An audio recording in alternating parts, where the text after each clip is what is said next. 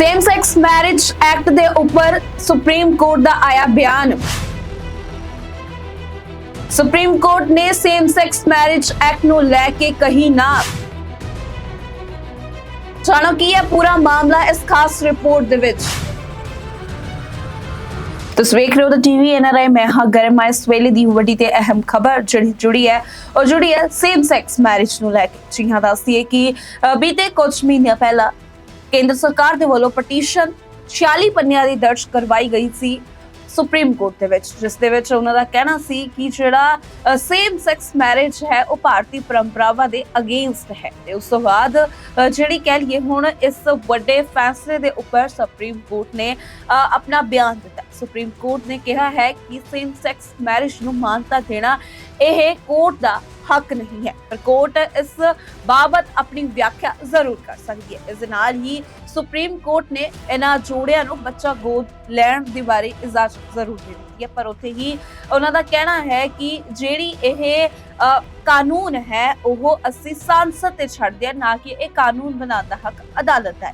जिस तो बाद लगातार ही इस वेले दी वड्डी ते अहम खबर है, क्योंकि लगातार ही सेम सैक्स मैरिज नूं लैके जिहड़े लोग ने वह काफी ज्यादा जद्दोजहद कर रहे हैं। काफी लंबी लड़ाई है। जियां दसदी है DIV चंद्रचूड़ दी बेंच दे वल्लों यह फैसला लिया गया है। जस्टिस चंद्रचूड़ ने कहा है कि केंद्र सरकार और राज्य सरकार क्योर भाईचारे दे लोकां नूं इकट्ठा रहण दी इजाजत देण अते सरकार द्वारा दिते जाण वाले लाभ प्रदान करन विच वितकरा नहीं करेगी। CGI ने कहा है सरकार नूं कमेटी दी याद भी दवाई है ते कहा है सॉलिसिटर जनरल तुषार मेहता ने भरोसा दिता सी कि एक कमेटी बनाई जाएगी। कमेटी नूं कुआरे जोड़ियां दा अधिकारां बारे भाईचारे तो सुझाव लैणे चाहिए ने। इस विच राशन कार्ड, संयुक्त बैंक खाता, पेंशन आदि चीज़ां दी क्वारी दे बारे भी विचार करना चाहिए। दरअसल दसदी है 3 मई नूं केंद्र सरकार ने सुप्रीम कोर्ट में गल आखी सी कि कविशर भाईचारे दे नाल जुड़ियां समस्यावां उत्ते कैबिनेट सकत्तर दी प्रधानगी दे विच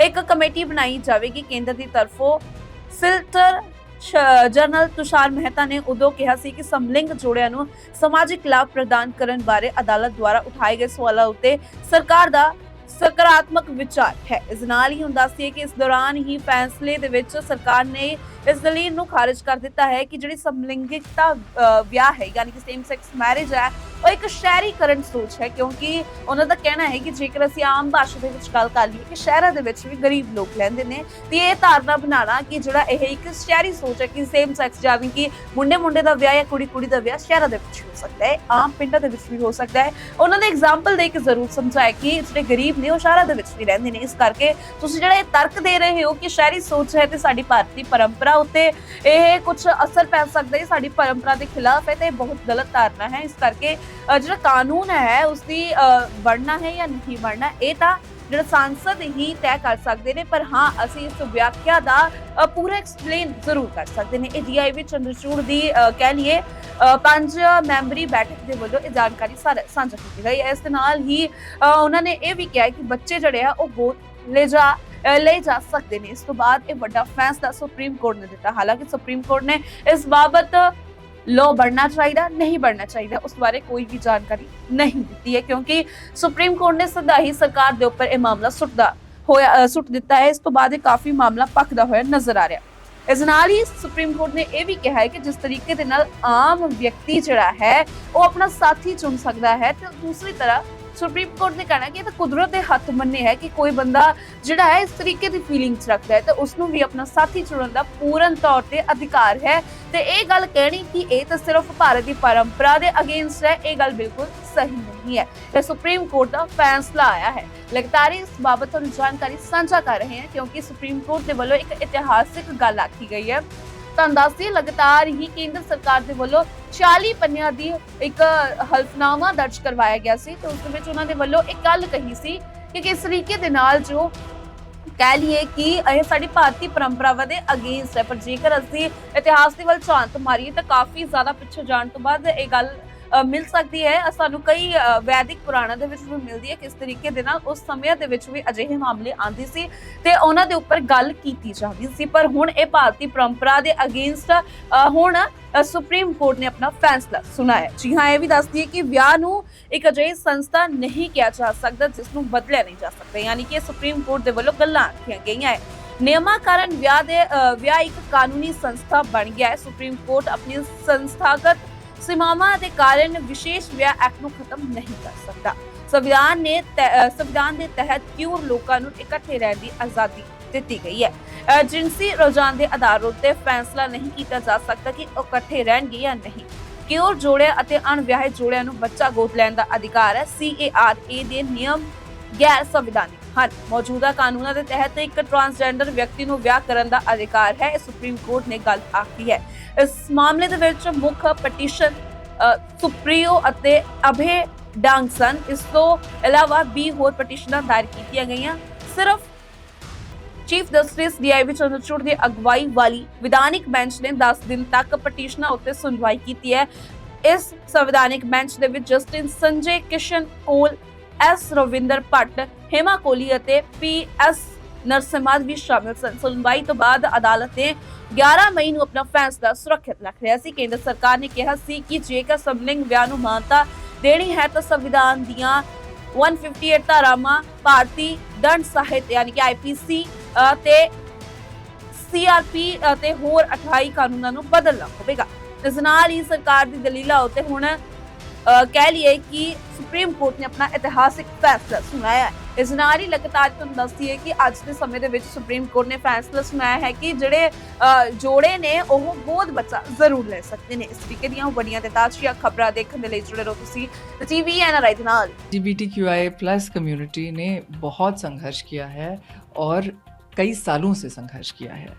तो आज ये पूरी कम्युनिटी वेट कर रही है सुप्रीम कोर्ट के कल के डिसीजन के लिए।